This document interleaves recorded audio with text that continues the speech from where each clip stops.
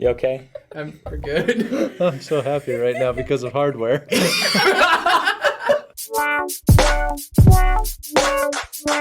Hello, welcome to the CIS podcast, a show where we talk about computers and other relevant things, hopefully. So, Always with the hopefully. well, because You don't think we're gonna talk that was about since like relevant things? episode 1 or 2, and I found it humorous, so I stuck with it. I swear good. you added to it, and I just was like, nope, that's going to be part of the intro. That worked. Anyway, today we are talking about computer hardware. As you can see, it's all our wonderful hardware sitting on the table. So since I have failed to do this in some episodes, we're just going to kind of go down the line and introduce ourselves. So, Well, I feel like I should introduce our special guest. True, Sorry, you so- can say your name, Well, but then you can I'll, say your I'll name. explain why you're here, I guess. yeah. I'm Kate. And Kate's our special guest today. She's a counseling psych major, but she just happens to know a bit about computer hardware as well. And so she's here. We're doing a little bit of show and tell, and Yeah, she's just a showing. bit. Look at that build. Yeah, just a bit, you We're know. excited about the build. The build is amazing. She's going to be showing a computer that she helped me build, so Yeah. we're pretty excited about it. My name's Josh Shorley. I'm also in the CIS. I'm in the CIS major, and I'm the host of this podcast. So that was very not in Rough. order. That's okay. I'm Seth Meyers. I'm a mountain climber. And Avid flight kiter. Avid flight guy. Flight. I give up. Flight kiter, that's what I cut that said. It's been a long day. I would love to cut that into Da-da-da-da. it. My name's Seth Meyers. I am a world-renowned chef, and I also... We're going to do something that's a little bit more believable. I'm Seth Meyers. I'm a hedge fund manager from Upper Manhattan, and... I don't.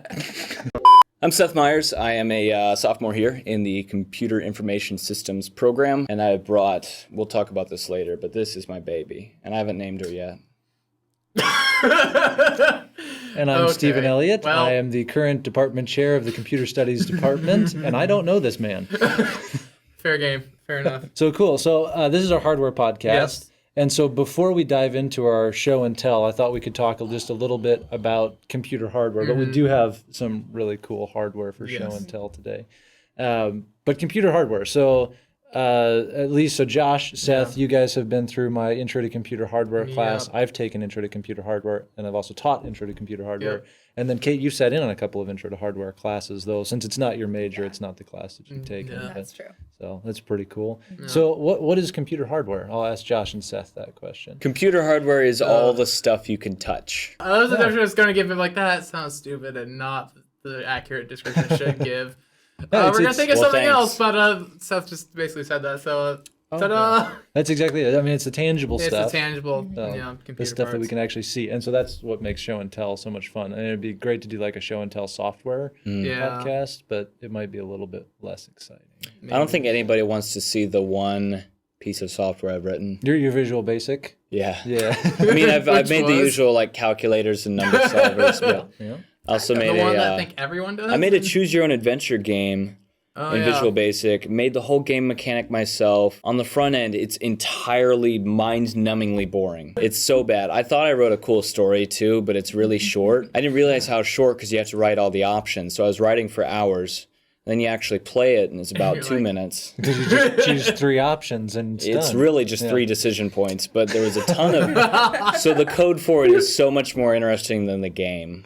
Do you use if statements or select case? I used select case and a counter that would advance depending on the game stage. Yeah, select case for everything. Okay. And it would correspond. It would pull from an external text file, so I could edit things externally without jumping into the code. No, we've completely gotten off topic because we're talking about Yeah, programming since you on were the talking about hardware. Can we just Programming splice again. that into the gaming episode? Well, which one? Because the thing It's gaming already was out. already up. So, Anyway, so even though we were talking about programming and if statements and whatnot, obviously that program needs something to run on. And so that's what we're going to talk about with the hardware today. Primary components of hardware. How granular are we getting? So we Yeah, start I with was- these transistors. Okay. What do we do with transistors?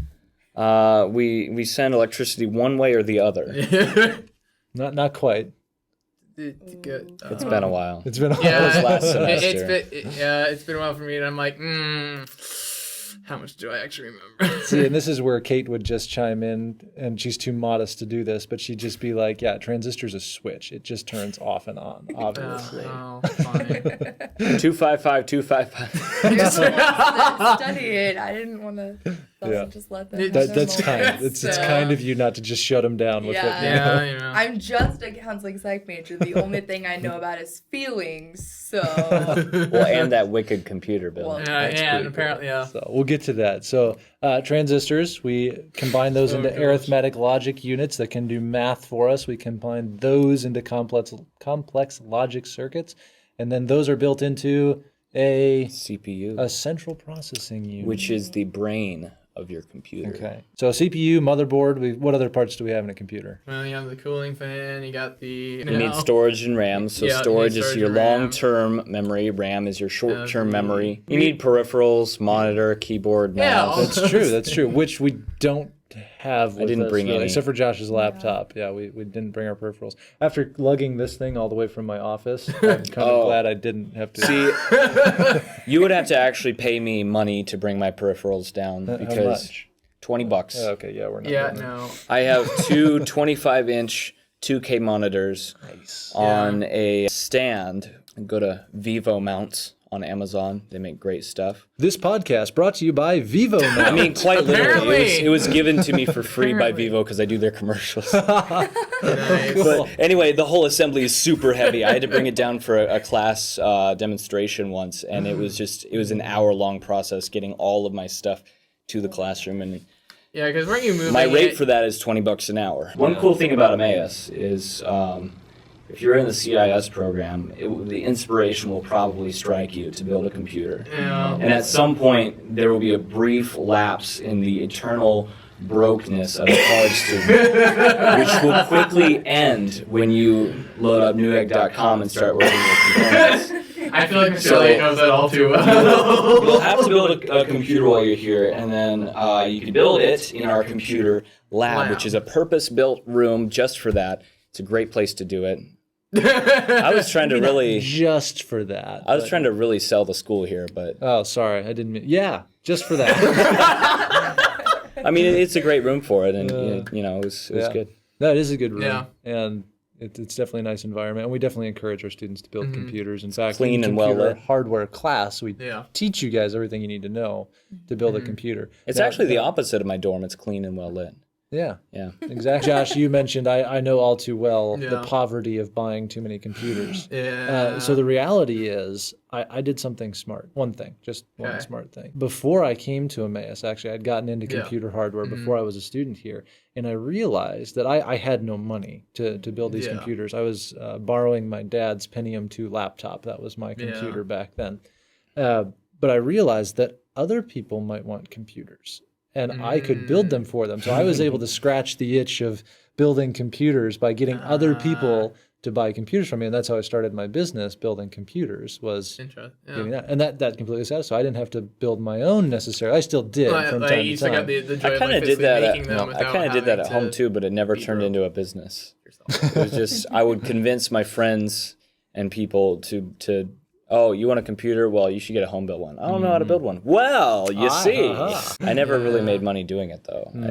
Yeah. That is the catch. So yeah, I've gotten to build some really cool computers that I don't own. And for a time, my goal was always I'm going to have the coolest computer that I've ever built. Well, then I realized that my customers have way more money than I do, and as evidenced by this one right here in particular. Yeah. So while this is probably the best build that I've ever built for myself. It's not the best one that I've ever built now, unfortunately. But for a time it was. So. We kind of mentioned most of the things, but I figured maybe we should do it while showing somebody around a computer. That wouldn't be a bad idea. Yeah, so we could. Should point to we the start our things. show and tell? I would love to I do mean, that because yeah. I'm really excited about this. I mean, can might tell. as well just contain I'm the excitement.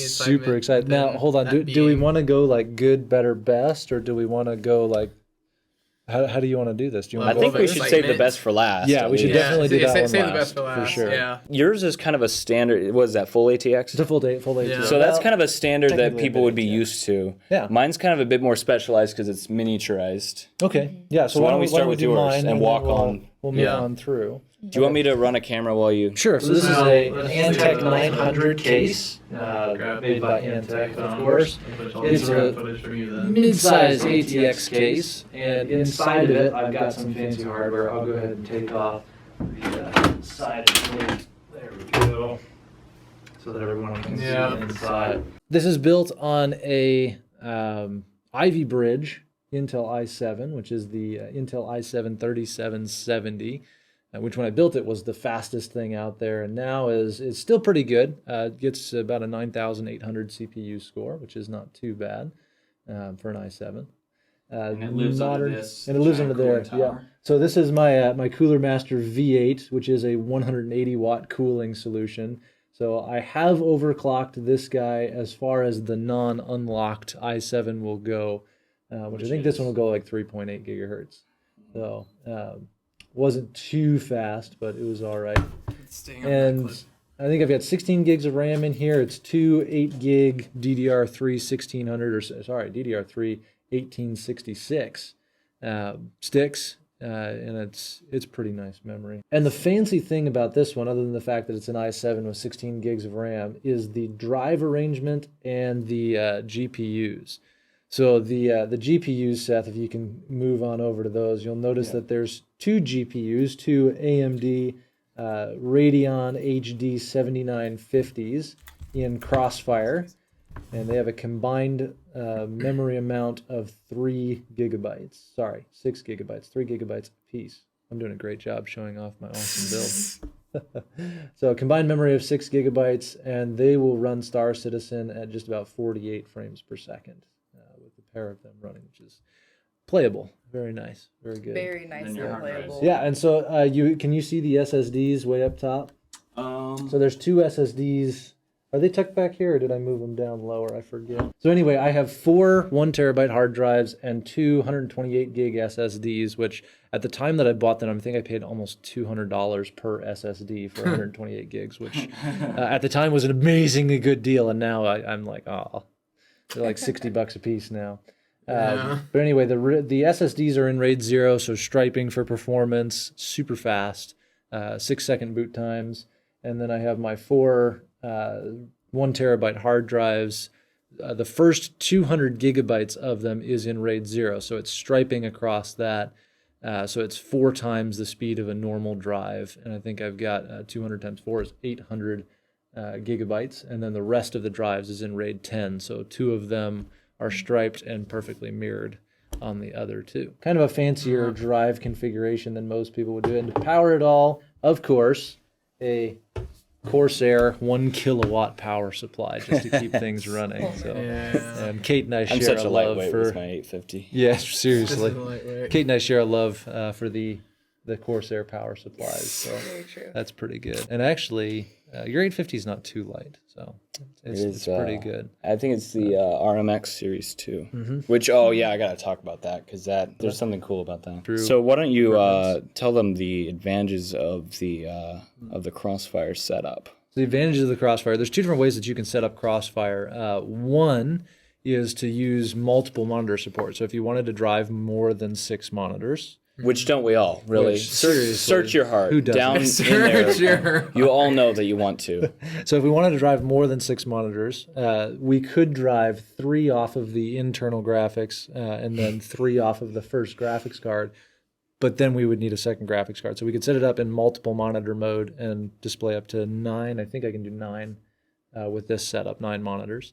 Or we can do it for performance, which is the way that I have it configured. And so essentially you have a master and a slave card, and the slave card is just doing additional processing for the master card, dividing up the workload. And then I just have video output out of the master card. And I just drive 1 monitor with this thing. So I'm really wasting its potential, but I can run Star Citizen really well on it. So that's the part that matters the most. So Another love of mine, Star Citizen, that's true. That's At what true. resolution? I'm running it at 1080p right now. Nice. I have run it at 4K, yeah. but I like my 4K monitor on a different computer.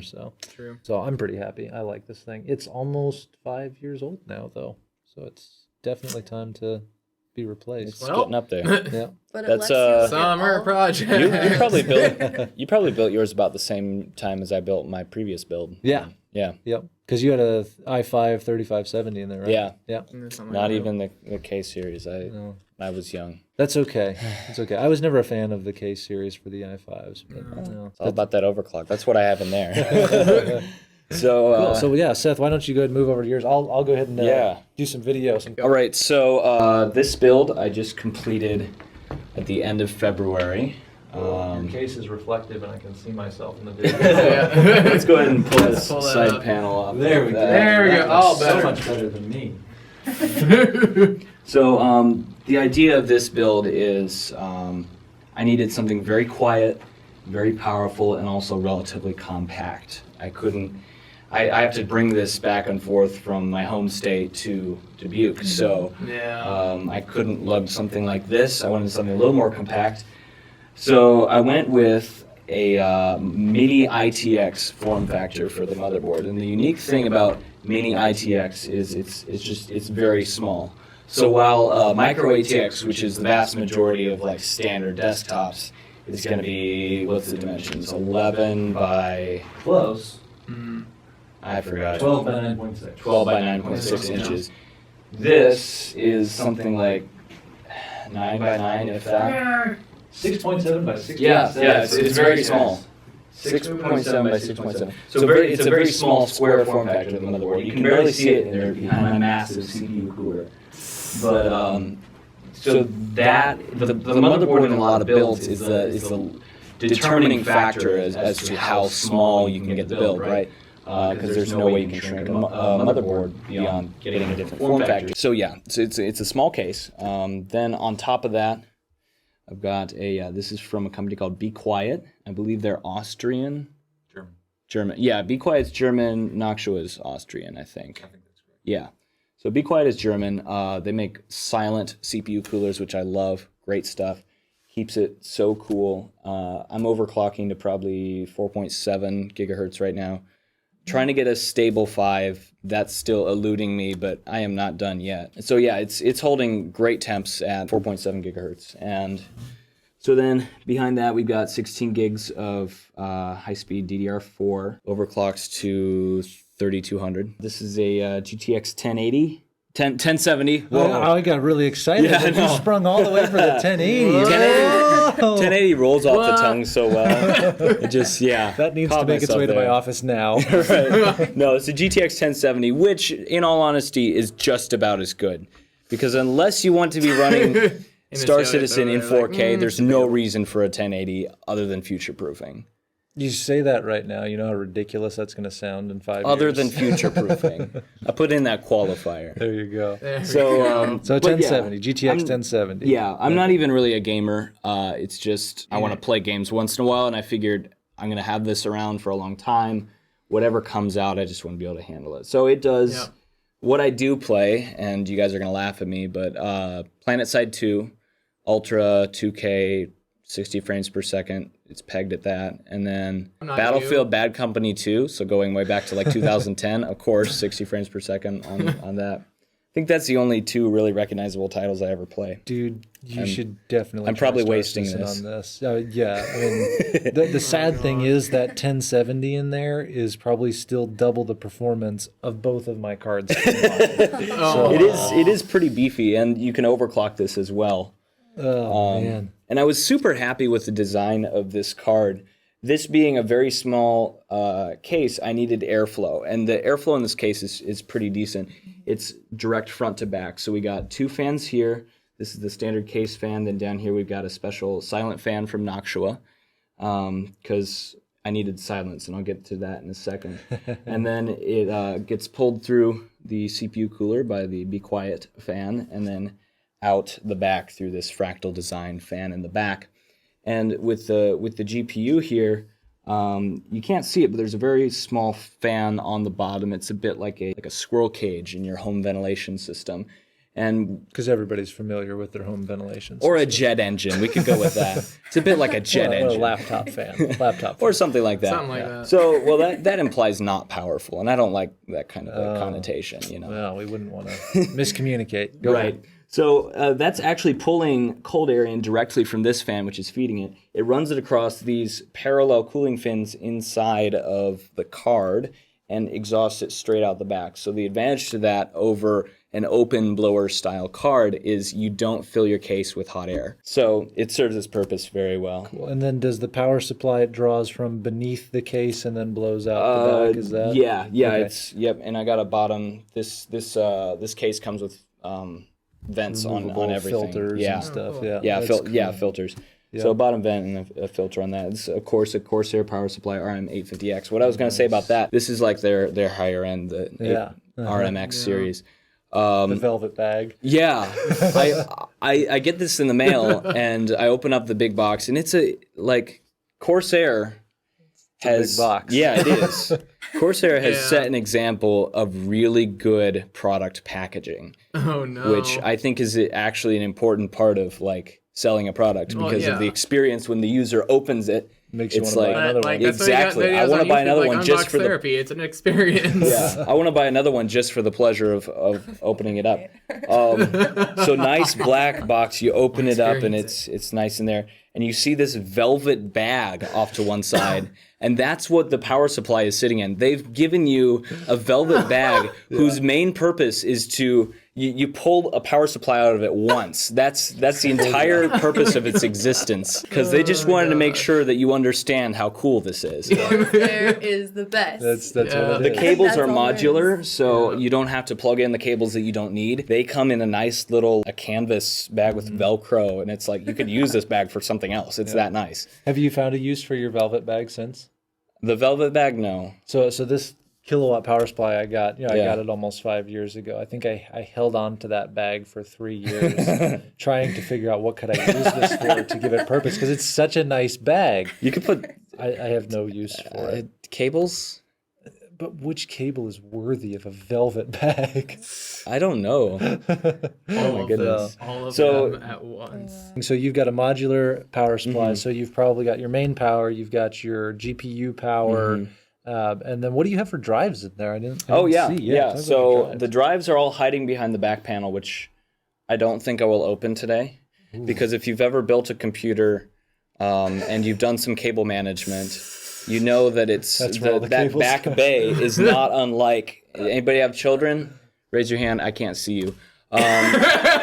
Except for the person If on anybody, your right. so I was thinking like a 13-year-old boy. Where is this and their going? closet, and it's just like full of everything, and Do you not have open a it up. I 13-year-old used to boy. be That's one. true. And, Very true. You don't say. and you open up the closet, and it's just like this casket. It's like that with cables, so it's a bit of a mess. All of that to keep the cables out of this bay because we want airflow straight through, uninterrupted. So, but yes, the drives live back there. On this case is a Fractal Design Define Nano S case, and there is a 3 terabyte hard drive mounted vertically running along the back here, and then the boot drive is an SSD. It's the new M.2 form factor, which I was super impressed with the M2 size. did you get?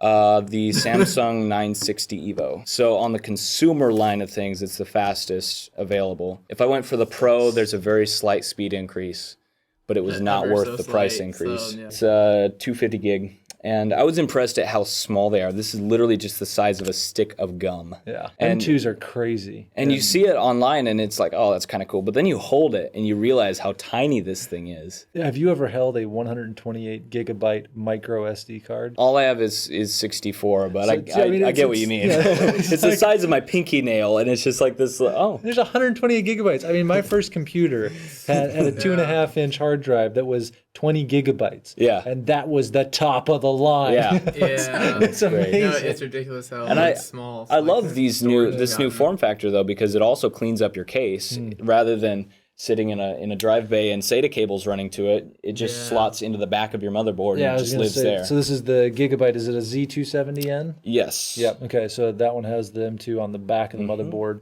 which is a little bit of a pain if you ever wanted to change it in the future. True. But it's nice that it just tucks out of sight, out of the way. I actually built a computer for one of my customers a while ago who's a little bit more tech savvy, and he actually opened it up after he got it, and he gave me a call like, I think you forgot to put the hard drive in here. And I was like, does it boot? no, we got an SSD. He's like, yeah, I know, but I don't see it in here. Right. And I'm like, turn on your computer. So he goes ahead and he turns it on. How is it working? So he's mounted on the back of the motherboard. You should have been like, this is the new Wi-Fi SSD. It's actually sitting in my office. And your computer will remote into that. Oh my gosh. So there's a little bit of an anecdote, and this is going to lengthen our podcast a little bit. There was a particular faculty member in the technology department that was playing with a particular thin client server, so a server that if you connected to it over the network, it would dish out an operating system to you. There's another student who didn't know that this was happening at the same time, had a computer that they were trying to troubleshoot. And they kept booting it up, and it kept booting into Ubuntu. And so they're like, goodness, where is this Ubuntu coming from? So they unplugged the DVD drive, they unplugged the hard drives, they unplugged the floppy drive, and it's still booting into Ubuntu. Like, how is it booting in? There's no USB drives plugged in. And that's what they started thinking. And so this particular student called me over and is like, can you look at this and tell me I'm not crazy? Is there anything connected that is a boot device? And I'm looking all over the computer. It's essentially a motherboard with a CPU and RAM sitting in a case, and that's it. There's nothing there, nothing connected. And he's like, why am I still getting an OS? Why am I still getting Ubuntu? This doesn't make any sense at all. And we finally figured out there was an Ethernet cable plugged in, and it was getting its OS from the network. Boot. So that was pretty crazy. So I was actually commenting on your modular power supply there. So you probably don't have too many things plugged in other than... Right. There's a few free ports. Okay. So that makes it nice and clean in the case. I, on the other hand, with my 6 drives and 2 graphics cards, I essentially have all of the modular cables plugged in. So. And with modular, I like to route it first and then plug it into the power supply. Nice. So you can just have it already through all the difficult spots. Mm-hmm.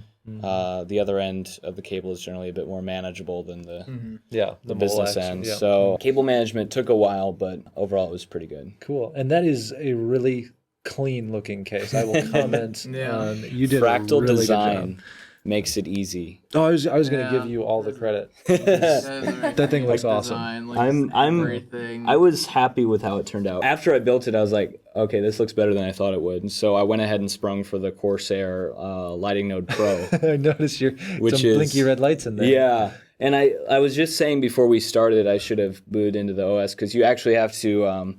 you can program the lights. The strips are individually addressable, and you can have it do whatever color, whatever pattern, all that stuff, whatever you want. But you have to do it in Windows, and I don't have any peripherals connected right now, so it's just doing what I last had it on. The computer is in my room, and I sleep in my room, so I like darkness when I sleep. So reminds me of like the red Sith, works for that. You know? Yeah. So it does a few cool things, like it can sense your GPU temperature or CPU temperature, and when it's cool, the whole thing glows green. Also, these are dimmed right now. It's normally much brighter. But so when it's cool, it glows green, and as it heats up, it can switch to red and that sort of thing. So cool. That would be awesome. It's if geeky, it had like fun a specific, stuff. like a color curve. You can set one. That'd be awesome. Yep, it's getting red. We gotta cool it down. Yeah. Dump some water on it. Liquid nitrogen. I've got a Dewar flask just in my room at all times of liquid nitrogen. Whose idea was it like for like the cooling system with like the water too? No, that was a firewall. Oh no, that was firewall. Yeah. So the firewall was to fill the pipe that had all of the cables in it with water.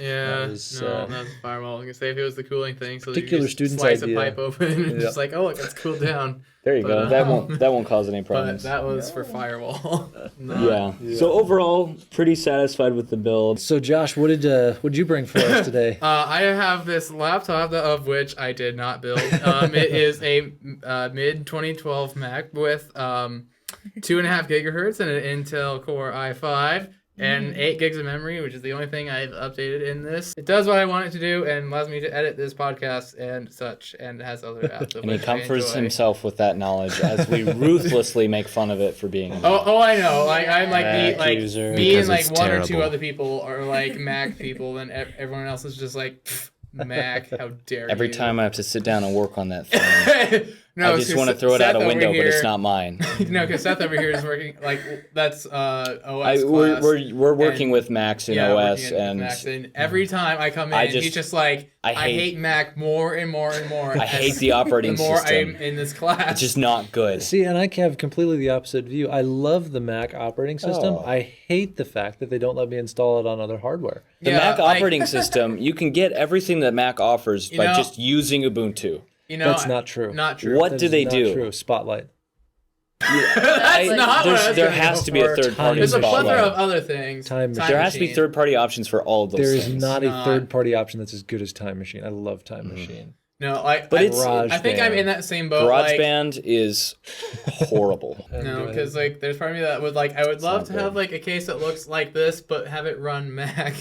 But that Well, not so possible. You could take a Mac Hackintosh. Pro. It's Yeah. a Mac branded product that you paid for. You could take the guts out of the Mac Pro and put them inside that case. Just So, reconfigure Anyway, so let's see. We've got a Mac person. Would you consider yourself a Windows person, Seth? I with would. like 10 exclamation I mean, I'll points use and give Linux yes. too for. But if I told Specific you operating application. system of choice, you Oh, would yeah. say, Yeah. okay. So I mean, I use Windows 10 as my primary OS. So. I just get all my work done on it, and like the multitasking features and quick access to the files I need. It's like a productivity machine. You ever see that that Pixar short with the aliens landing the spaceship?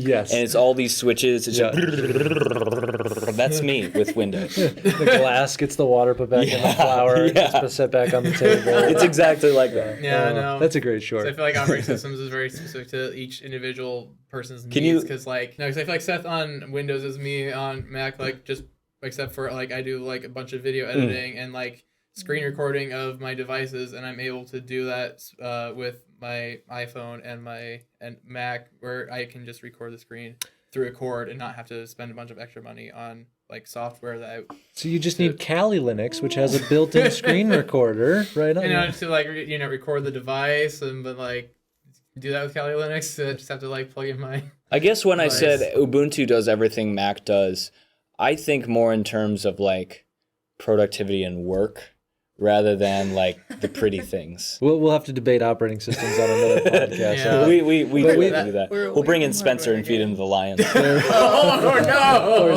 Spencer. Poor Spencer. So I don't sorry. think we've let Kate talk nearly enough on Oh. this podcast. Okay, this is Listening your back show and now. listening, Because this Yeah, build, so- I Yeah, no, mean, because So- we skipped over mine because it's not in the running. For Yeah. other should I things. get on a camera for this? Yeah, go ahead. Great, get on the Sure, camera. why not? yeah. So anyway, Kate, what do you have?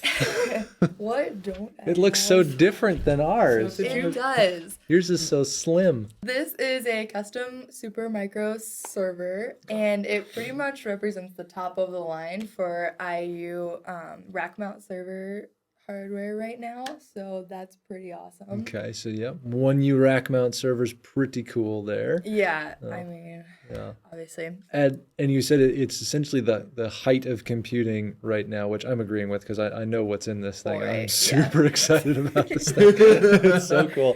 So why don't you tell us a little bit about the CPU that's in there? Or So- rather, CPUs. Yeah, so we have two, as you can see, too.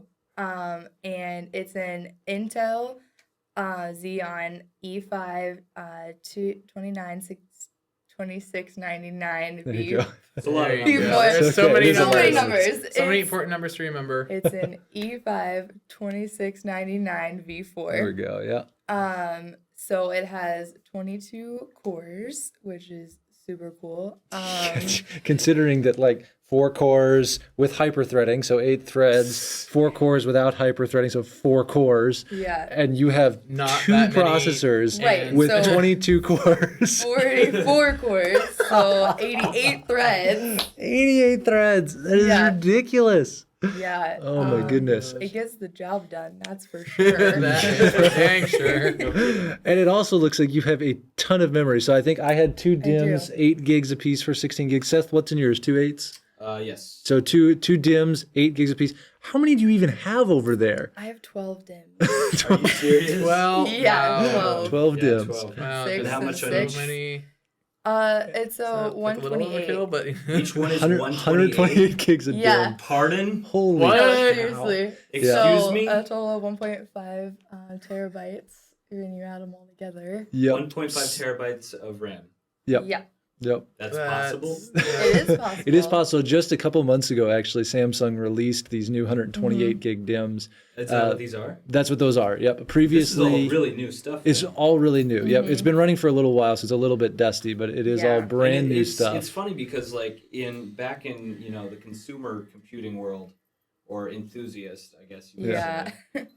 Yours is high end consumer. Yeah, and it's like there's a look to it. It's Yeah. like, oh, this looks new.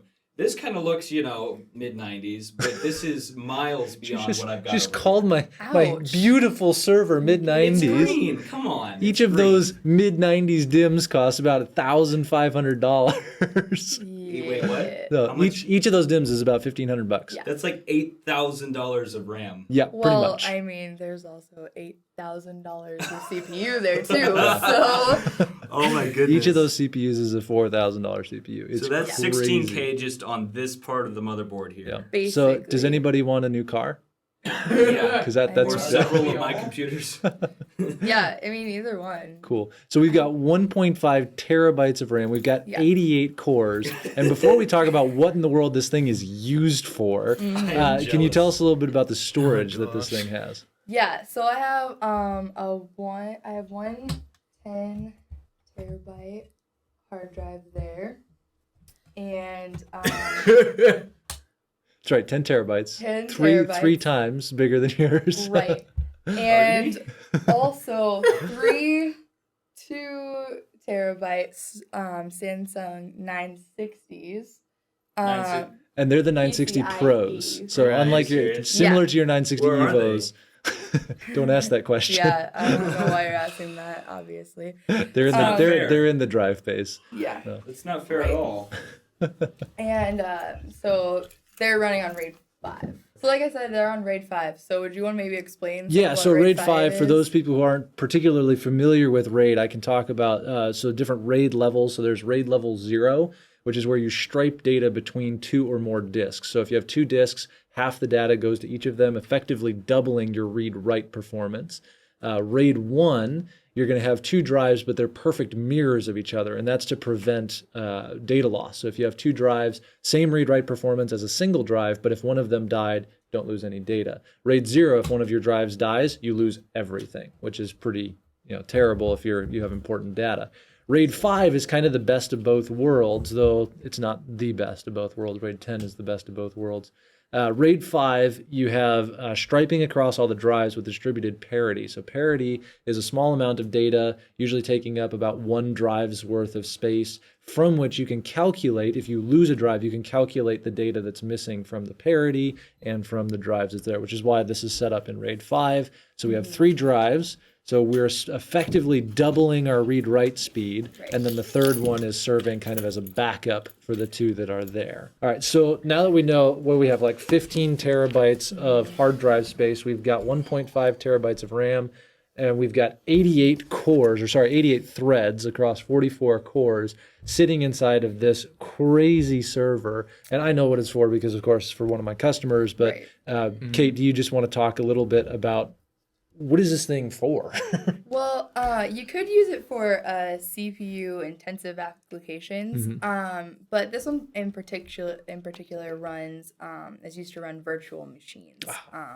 It hosts those. So And you guys use virtual machines quite a bit in OS in different class. classes. Mine has And lights. pen testing, It has lights. which is There's Good. lights on I'm mine. so glad it and they has That's another move. virtual I have moving machine. lights. Does yours have moving lights? It has 2 lights on the front for the 2 10 feel like that could gigabit be Ethernet fixed. ports that blink on and off. That's not half do you, as do cool you as have mine. 2 10 gig Ethernet ports on? Mine has lights.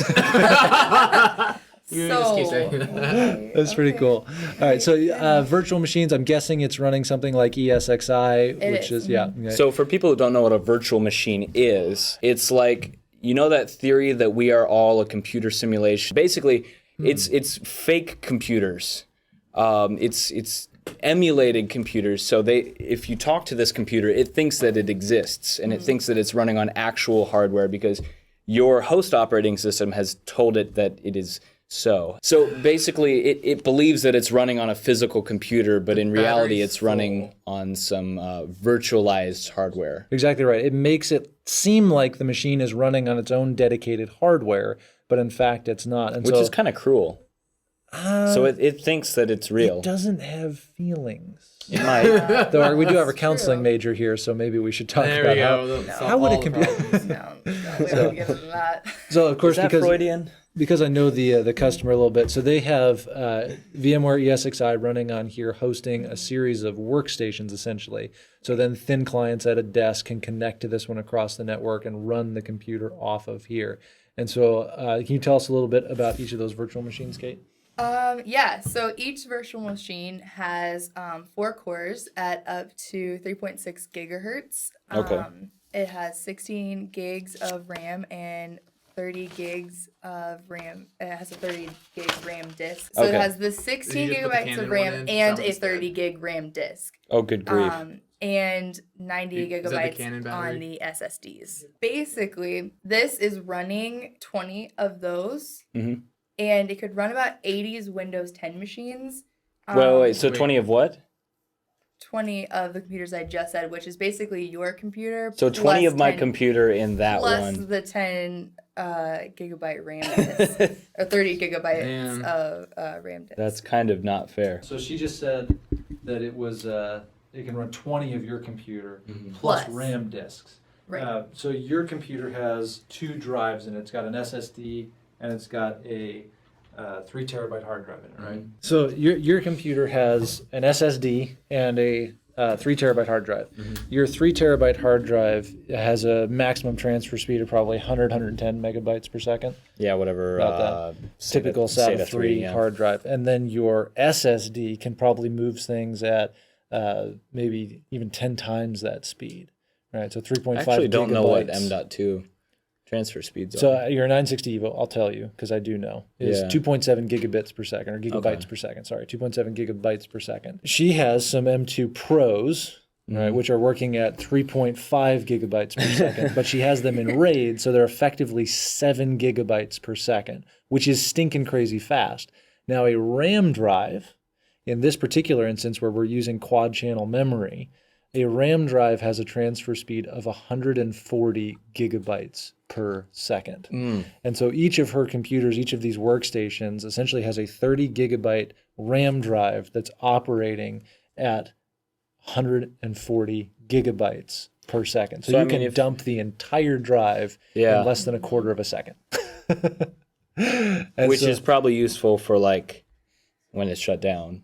Yeah, so It just dumps. as you might have guessed, the RAM drive, it's living in RAM. So when you power down the system, we've got to pull those RAM drives off, and so that's exactly why there's a 10 terabyte. There's a single 10 terabyte hard drive in there.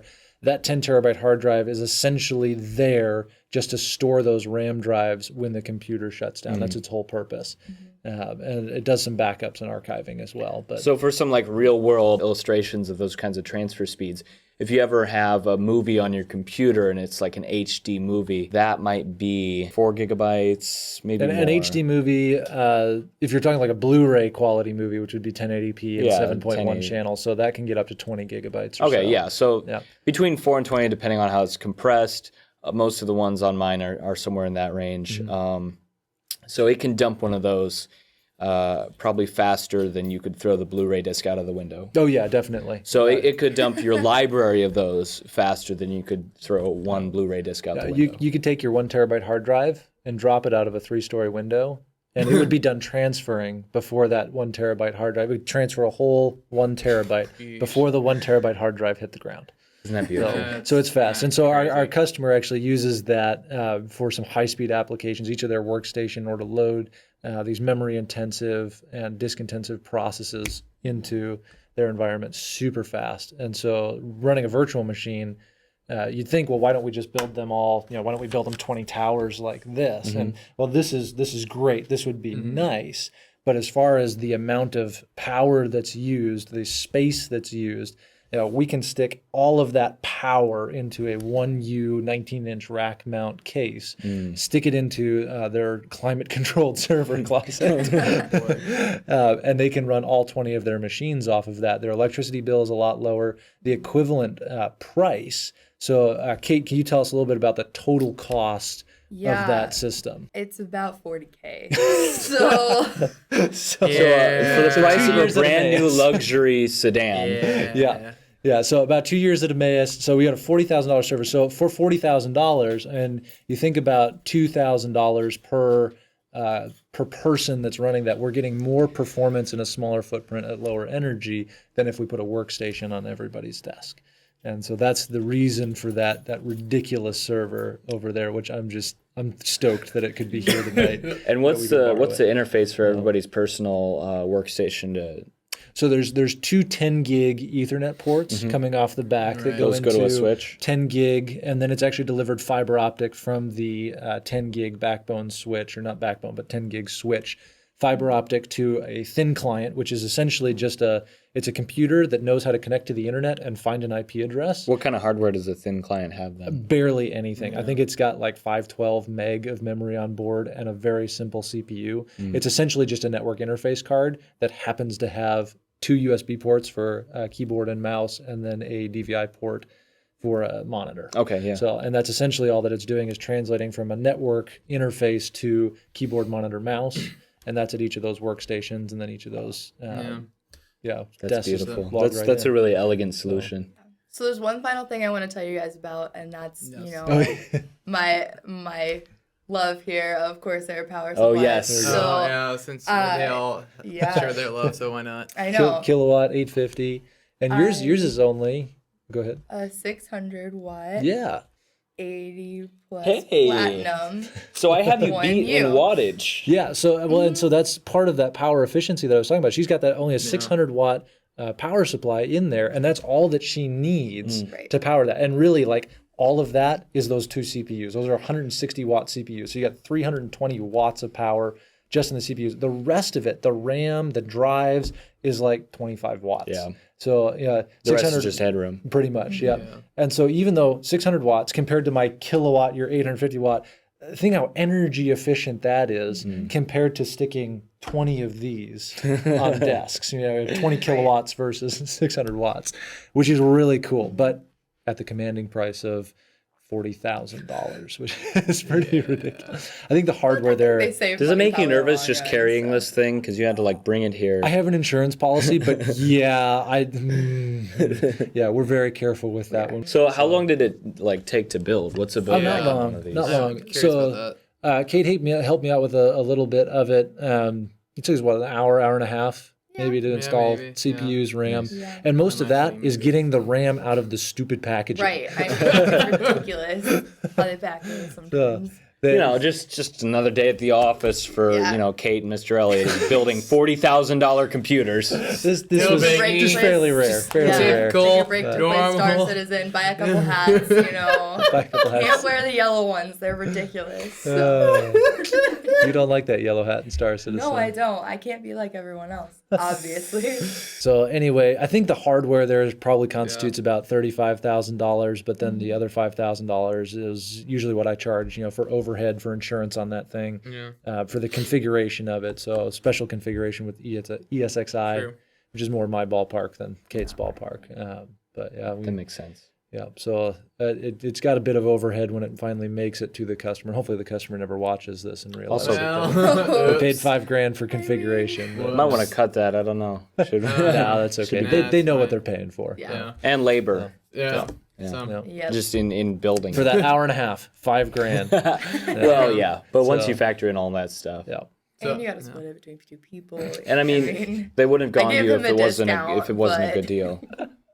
Like there's probably other companies that do this, but there's a few other custom shops that'll do servers like this. I mean, the remarkable thing is if you were to try and buy this same server from like HP or Dell, it would be almost a $75,000 or $80,000 device. It's almost double the cost because they sell you on a support package along with it, and it's like usually as much as the server is the support package. Charge you a bunch extra for the support. Yeah. So I'm too nice. I don't charge that much for support. Maybe I should. I don't know. I don't know, maybe. We'll see in a year if this thing cooks itself. Yeah. I'm going to be really pushing. But No, I think dude. it's pretty good. Well, thank you, Kate, very much for coming Yeah. and talking about it. I'm pretty excited. Now, you'll notice it doesn't have the GPU performance that ours have, with my twin graphics So mine cards. could kick its butt in gaming. Yes. It would. Yours would run Star Citizen so much better than that. But I want you to note that there is a spot where I could put a GTX 1080 there's Ti this nice in there, little empty spot and kind of then like it would there, kick your butt. and Oh, then- That's funny. Yeah, so, yeah. pretty cool. The server motherboard form factor is all funky. Yeah, It's all It's right weird, angles it's all- and it's cutouts and- proprietary. So yeah. We do have to wrap up this episode, so thank you guys so much for watching. If you enjoyed this video, you can give it a big thumbs up. You can click over here to subscribe to this channel, be notified whenever we upload more awesome podcasts like this, and click over by Seth and Mr. Elliot to see our previous video. And as always, I'll see you in the next episode. Bye. And special thanks to our special guest, Kate. Yeah, Yes. and special thanks to Kate. Thanks for and all being that. here. And a No ridiculous computer build. Yeah. It was awesome. It was fun. It was fun. All right. See you guys. Bye. Bye.